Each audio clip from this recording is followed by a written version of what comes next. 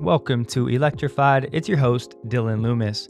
I hope all of you were able to enjoy your Thanksgiving despite the unusual circumstances. First up today, Elon tweeted that we can expect a wider full self-driving beta in about 2 weeks, which would take us to Friday, December 11th. These wider rollouts are important for two main reasons. First, more beta testers means more data is collected to train the system, and second, Tesla is confident with the current beta version and comfortable releasing it to more people. Since the release, Tesla has certainly improved some original issues, but at the same time, there are of course new edge cases that are popping up and will also need to be solved. At the end of today's episode, I'll show you 2 or 3 of these cases that I have been most impressed by with the latest full self-driving update. I'm also genuinely curious how you guys would feel about dropping $10,000 on the full self-driving package right now. For me, I don't think $10,000 is worth the added functionality right now, but the obvious motivation and reasoning for the $10,000 being the price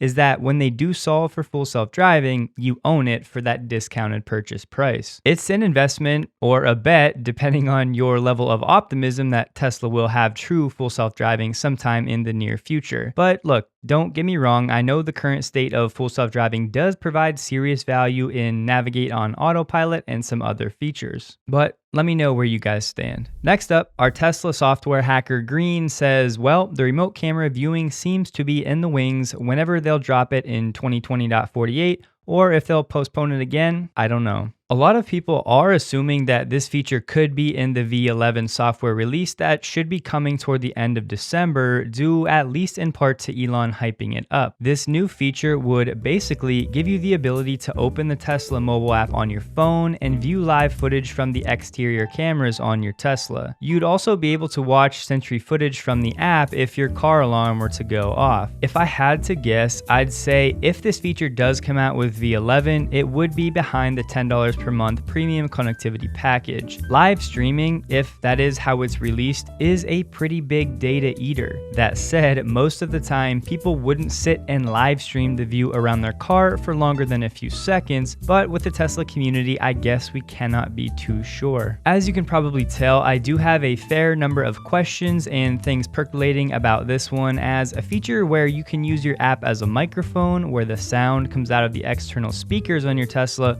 would be very cool as well. If a burglar was snooping around your Tesla, you could probably give them a pretty good scare with that feature. But moving on, I'd like to show you about 40 seconds of footage from Giga Shanghai. Not to get in my feels or anything, but the factory is starting to look really good, and taking a step back, it's pretty cool to watch Tesla succeed. A company who exists to make our world a better, more sustainable, and more enjoyable place, which has also created a very unique community of fans and supporters along the way, and doing all of this through arguably one of the more difficult times for humanity in recent memory.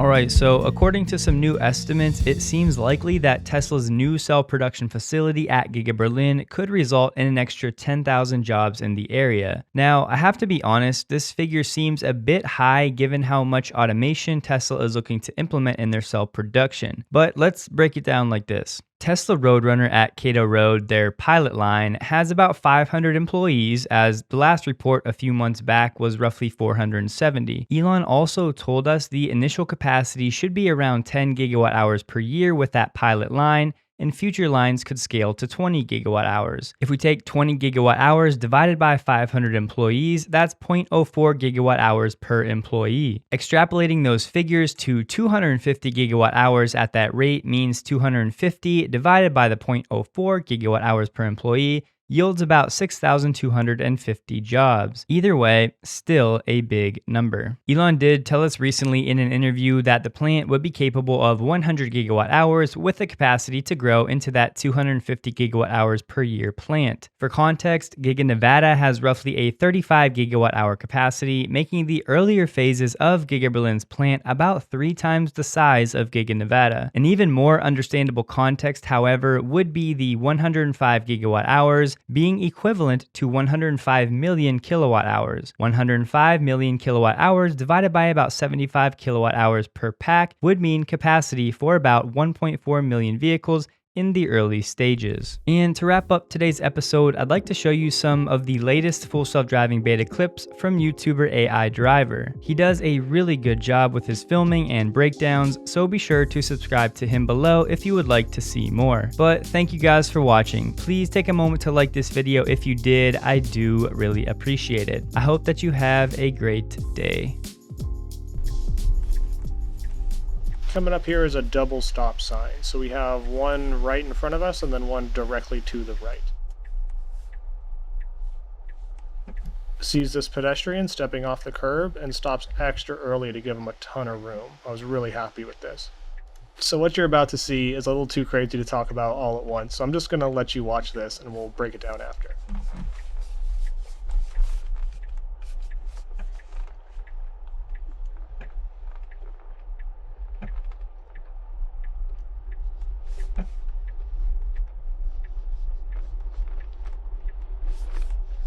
Little hesitant, little aggressive, but it did it. Odd warning chime at the end, but it didn't require me to take over. I didn't think there was a chance of getting out of that parking lot, but it did. So let's watch that part back at half speed and try to break this down almost frame by frame. Watching it slowly, you can actually see the moment that the visualization color changes for this pedestrian and it decides to come to a complete stop. Autopilot seems to be giving a lot more room to pedestrians in this update, which you'll see more of later. So you can see this red car tracked on the visualization this entire time. It does change colors once it stays put for a period of time with him getting into it, and when this happens it does decide to go ahead and go for it. So the Model 3 does have the right-of-way in this situation, and I guess Autopilot should have just stayed put, but it does decide to squeeze through this gap, which actually was pretty safe. It's not as close as it looked in the video. So it gets down to about 2 miles an hour and does a California stop through this stop sign, which is very human-like through an intersection like this, honestly. Gets a little spooked by the Prius, has another tiny little braking event getting through this intersection, but is able to complete it and get out of this parking lot.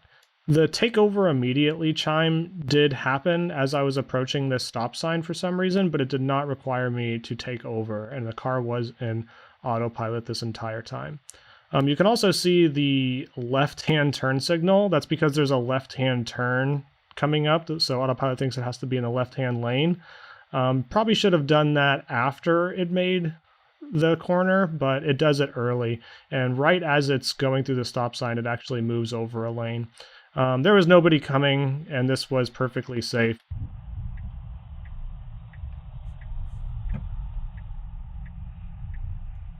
Did a great job yielding for that truck, and very shortly, Autopilot realizes it's made a mistake.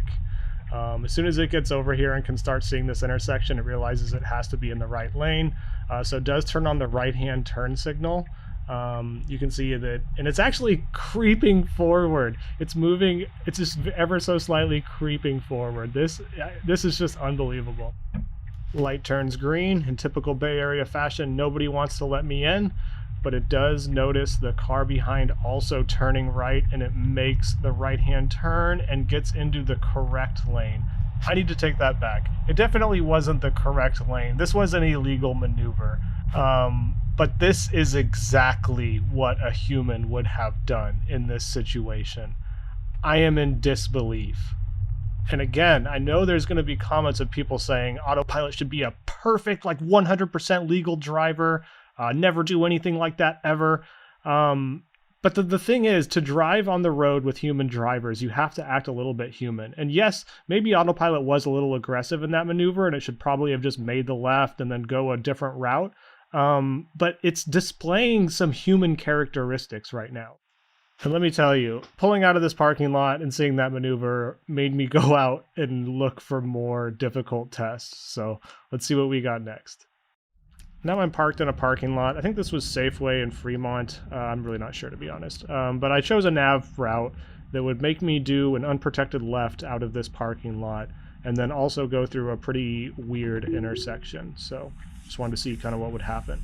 Autopilot does allow me to turn it on right from the parking spot, so it has full control of the car now. It does seem to creep a lot more frequently in this update. It does yield to this person coming from the right, but the entire time it's also creeping forward, so in that way, pretty human-like. It still is a little twitchy, but also it's hard to see, but this Mercedes here is actually backing up, which I think spooks Autopilot a little. Does have to make this left. It can't because this BMW comes to almost a complete stop for this speed bump. It continues creeping more than I would have liked, actually. Didn't get close enough for me to feel I had to take over, but was closer than I would have got myself.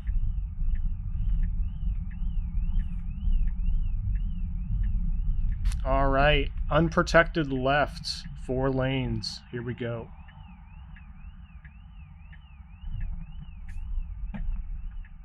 You can see it had a very slight hesitation in the beginning, but does pull out.